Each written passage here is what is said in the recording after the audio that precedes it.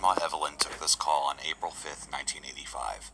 It's not nearly as gruesome as the last one, but it's still very creepy and seemingly defies explanation.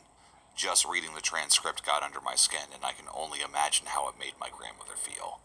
Anyway, here's the transcript. 911, what's your emergency? Yeah, something's been lurking around my property and I want it gone. So you've got a trespasser. Yes. Can you describe this person, sir? Person? Yes, can you tell me what they look like? Lady, I think you're mistaken. It isn't a person. Excuse me? It isn't a person. Well, whatever the it is, I want it off my property. Can you send the police? What's your address, sir? My place is kind of isolated. It's set back from the main road. Uh-huh. I'm watching from my bedroom window. I've locked the door in case the thing gets inside the house. Good. Stay where you are, sir. Now, what makes you say this trespasser isn't a person? I'm not crazy. I didn't say you were, sir. I'm just trying to understand what the problem is here.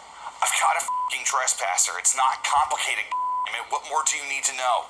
Sir, I need you to calm down. Tell me more about this trespasser. How long has it been on your property?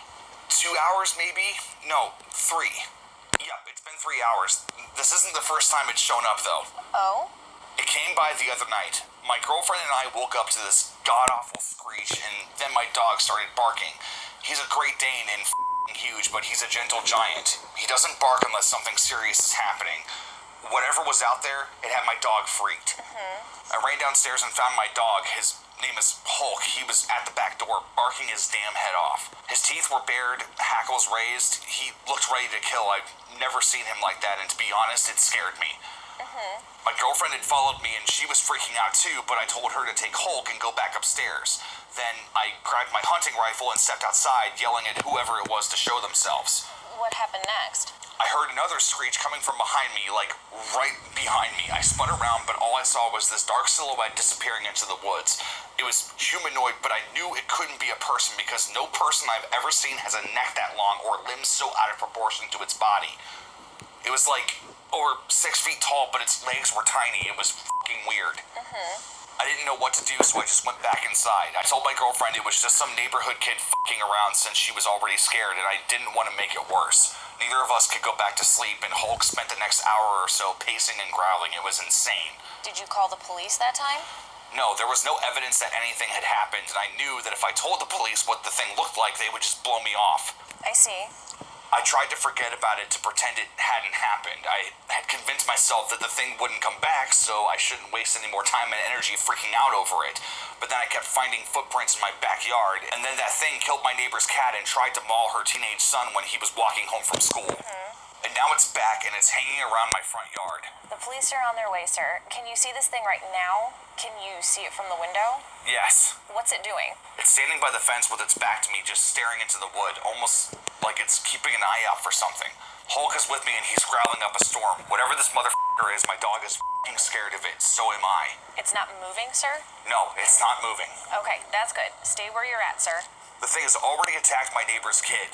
Probably would have killed the boy had he not fought back. The cops better have their guns out. They'll handle it, sir. Just worry about yourself for now, all right? All right. You're going to be okay, sir. I don't know about that. Stay on the line with me, sir. Oh, it moved. Moved? Yes, it turned around. It's looking at me, and it's smiling. Smiling. Yes, at me, and it doesn't seem to have eyes, though. Are you sure? Yes. Sir, stay calm. The police will be there soon. Promise? Promise. Hulk is freaking out. He just threw himself at the door like he's trying to break it down. Hulk, buddy, chill. Hey, come here, boy. It's gonna be okay. We're gonna be okay. Isn't that right, ma'am? Yes, sir.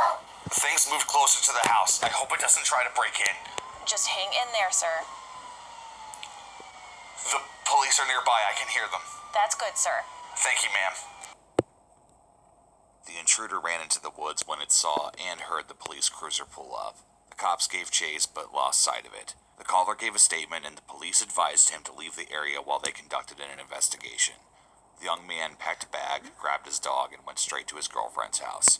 An extensive search of the man's property and the woods surrounding his house turned up mutilated animal corpses, odd symbols carved into trees, and the chewed-up skeletal remains of a human male who, to my knowledge, has never been identified.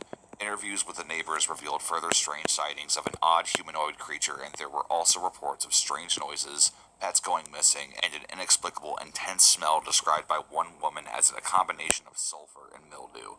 The police left baffled with more questions than answers. I did some digging and found more information on the man who made the call. I will not divulge his name here, but I learned that after a week or so, he returned home. For about a month, everything was okay. Then, one day, the police were called back to his house.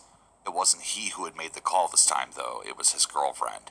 She had come over to find the door ripped off its hinges, the house in ruins, and her boyfriend gone. Blood was tracked all throughout the house, and his broken teeth and bits of his skin were also found. The rest of his body was found stuffed inside of a hollowed-out log. His blood had been drained and his internal organs had been removed. 2 more people went missing, never to be found, before the violent intruder seemingly grew bored and left the area in peace. There were newspaper articles on this case, so I know it's true, as outlandish as it may seem. Of course, certain details could be exaggerated for the sole purpose of selling more papers. God knows the media loves to embellish and make events seem more bombastic than they really were. But that 911 call, I know Grandma Evelyn wouldn't have kept it had she not believed it was genuine. So what was that thing that terrorized a rural neighborhood back in 1985? Well, that isn't a question that I can answer. I like to imagine it was just a flesh and blood human behind the whole mess. A deranged and violent human being, of course, but it's better than the alternative. Because a part of me knows, deep down, that the young man who made that call really meant what he said. It isn't a person.